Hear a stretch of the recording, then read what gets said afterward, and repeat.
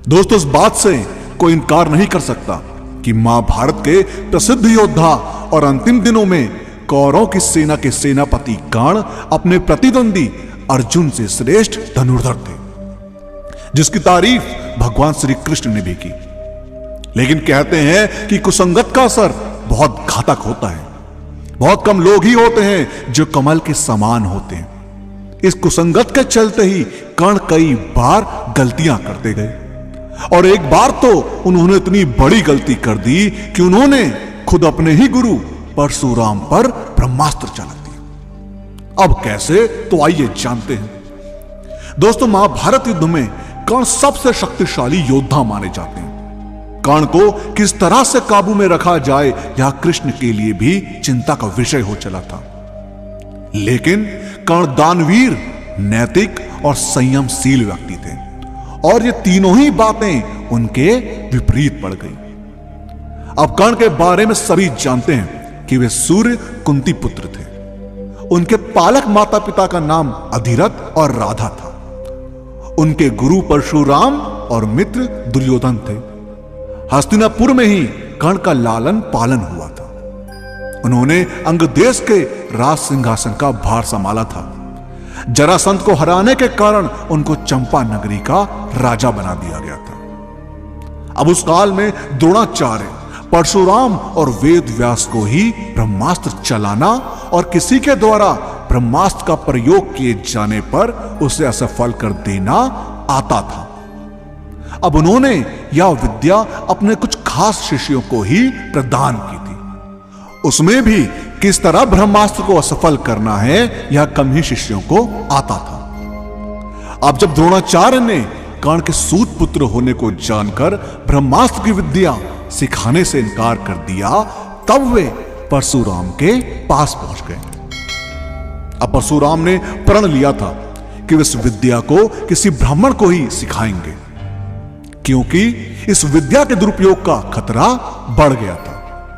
अब कर्ण यह सीखना चाहता था, तो उसने परशुराम के पास पहुंचकर खुद को ब्राह्मण का पुत्र बताया और उनसे यह विद्या सीख ली।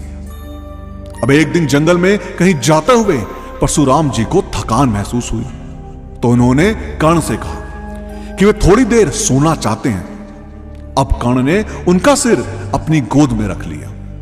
अब परशुराम गहरी नींद में सो गए।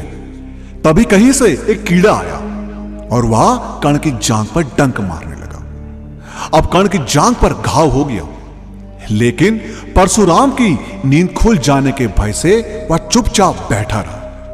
अब घाव से खून बहने लगा। अब बहते खून ने जब परशुराम को छुआ तो उनकी नींद खुल गई। अब उन्होंने कर्ण से पूछा कि तुमने उस कीड़े को हटाया क्यों नहीं? तब कर्ण ने कहा कि आपकी नींद टूटने का डर था, इसलिए। अब परशुराम ने कहा कि किसी ब्राह्मण में इतनी सहनशीलता हो नहीं सकती।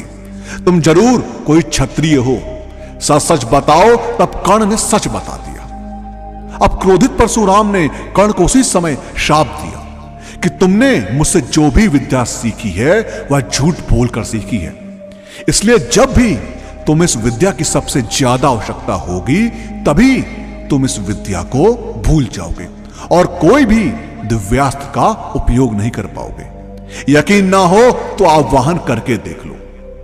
अब कर्ण को परशुराम किस बात पर बड़ा बुरा लगा और उसने यह देखने के लिए ना चाहते हुए भी ब्रह्मास्त्र का आवाहन कर दिया। लेकिन परशुराम के श्राप के कारण कर्ण ब्रह्मास्त्र का सही से आवाहन करना भूल गया और उसने ब्रह्मास्त्र का गलत आवाहन कर दिया, जिससे ब्रह्मास्त्र परशुराम पर चल गया।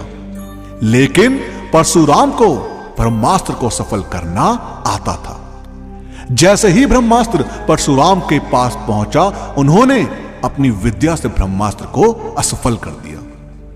अब यह देखकर कर्ण को अपनी इस गलती पर बड़ा अफसोस हुआ और उसने अपने गुरु परशुराम के पैर पड़कर अपनी इस गलती के लिए उनसे माफी मांगी। दोस्तों, आपका इस बारे में क्या कहना है हमें कमेंट के माध्यम से जरूर बताएं और इस वीडियो का पार्ट 2 चाहिए हो तो कमेंट्स में पार्ट 2 जरूर लिखें और वीडियो पसंद आई हो तो लाइक और शेयर करना मत भूलिएगा। हम आपको मिलते हैं अगली वीडियो।